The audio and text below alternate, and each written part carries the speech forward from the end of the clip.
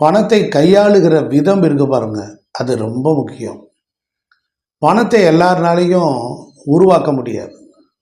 பணம் ஒவ்வொரு வீடுகளில் நிற்க வேண்டுமானால் அதற்கு நல்ல மனமும் நல்ல குணமும் அந்த வீட்டில் இருக்கணும். பணத்திற்கு நம்ம கொடுக்கக்கூடிய வேல்யூ தெரிஞ்சிருக்கணும். நிறைய பேர் சம்பாதிப்பாங்க, ஆனால் அந்த பணத்தை பார்த்திங்கன்னா கண்ணாபின்னான்னு செலவழிச்சிருவாங்க. எதையுமே நிறுத்தி பார்க்கணும். இப்போ தண்ணீர் எவ்வளோ தூரம் ஒரு வீட்டில் சுத்தமாக பாதுகாக்கப்படுதோ அந்த வீட்டில் செல்வம் இருக்கும். அவரவர்கள் உழைப்பின் திறத்துக்கு தகுந்தபடி தான் வருமானம் வரும். அதனால் நமக்கு வாழ்வில் எவ்வளவு தேவை இருக்கோ அதற்கு தக்கபடி தான் பகவான் பணம் கொடுப்பார். நாம் பணத்தை மதிப்பது எப்படி என்றால், இப்போ பணம் நிறைய பேர் சம்பளம் வாங்கிட்டு வரும்போது நிறைய கேஷாக கொடுப்பாங்க. அப்போ அதை வாங்கிட்டு வந்த உடனே சாமி ஃபோட்டோவில் வச்சு சாமியை கும்பிட்டு சாம்பிராணியில் காட்டி புனிதமான ஒரு கங்கா ஜலம் மாதிரி இருந்துச்சுன்னா அதில் தெளித்து சுத்தப்படுத்தி அதை நல்ல முறையில் சுவாமி படத்துக்கிட்ட வைப்பாங்க. ஏன்னா பெரும்பாலும் பூஜை அறைகளில் நம்முடைய நல்ல மனமும் நல்ல குணமும் இருக்கும். ஒரு தெய்வீக நம்பிக்கை இருப்பதாக நம்முடைய மனம் நம்பும். கடவுள் என்பவர் ஒரு உயர்ந்தவர். அந்த உயர்ந்த கடவுளோடு நாம் பின்னி பிணைந்தே வாழ்க்கையை வாழ்ந்து கொண்டிருக்கிறோம். அதனால் கடவுள் மிகப்பெரிய செல்வந்தர், ஐஸ்வர்யேஸ்வரர் அப்படிங்கிற நம்பிக்கை நமக்கு உண்டு.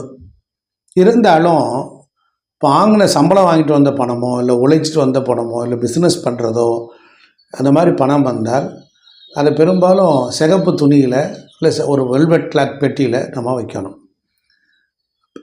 நிறைய குருமார்கள் சொல்லியிருக்கிறாங்க, பணம் வைக்கிற இடத்துல நல்ல பூ வைக்கணும்.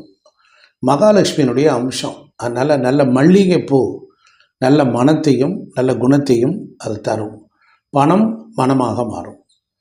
பீரோல் வைக்கிறதா இருந்தால் பூஜை அறையில் ஒரு சின்ன பீரோல் வச்சுக்கணும். அதில் துணிமணிலாம் வைக்கக்கூடாது. நல்லா புரிஞ்சுக்கணும்.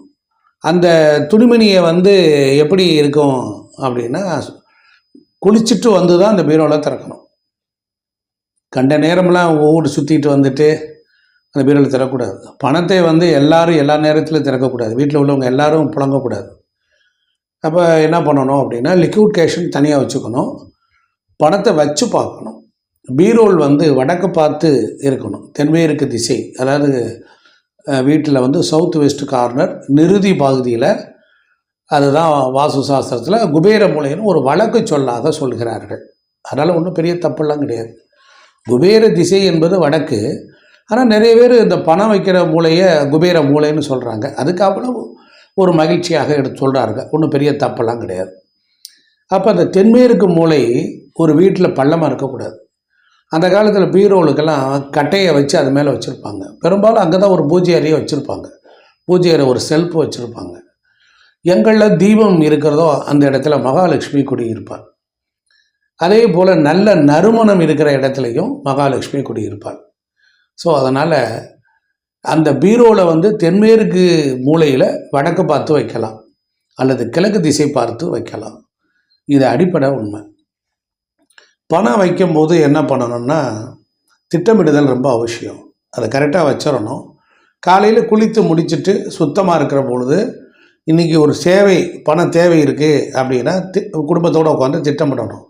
இப்போ இந்த பணம் இதை தேவையா, இது எடுக்கணுமா, இது பண்ணணும் அப்படிங்கும்போது பணத்தை ஒருத்தர் தான் கையாளணும். எல்லாரும் கையாளக்கூடாது. இறக்க சிந்தனை உள்ளவர்கள் பணத்தை தொடக்கூடாது.